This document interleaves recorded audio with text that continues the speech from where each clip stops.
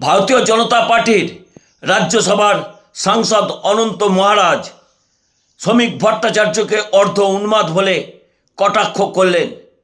ইতিমধ্যেই প্রশ্ন উঠতে শুরু করেছে, নবনির্বাচিত সভাপতির বিরুদ্ধে কি শুভেন্দু অধিকারী এবং সুকান্ত মজুমদার শিবির কাটিবাজি শুরু করলেন?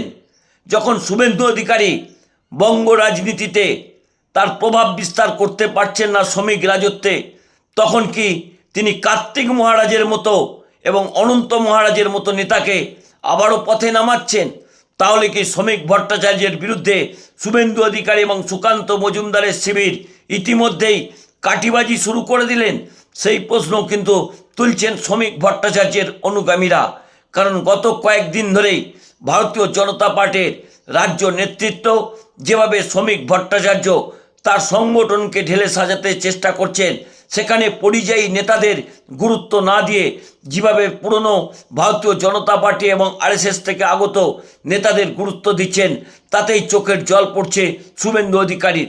তাই তিনি কি এই অনন্ত মহারাজের মতো বিতর্কিত নেতাকে এই বিতর্কিত মন্তব্যের জন্য পথে নামালেন? সেই প্রশ্ন উঠছে। এখন কি শ্রমিক ভট্টাচার্য চুপ থাকবেন, নাকি অনন্ত মহারাজের বিরুদ্ধে কোনো ব্যবস্থা নেবেন? তার দিকেই তাকিয়ে আছে বঙ্গ বিজেপির পুরনো নেতৃত্বরা।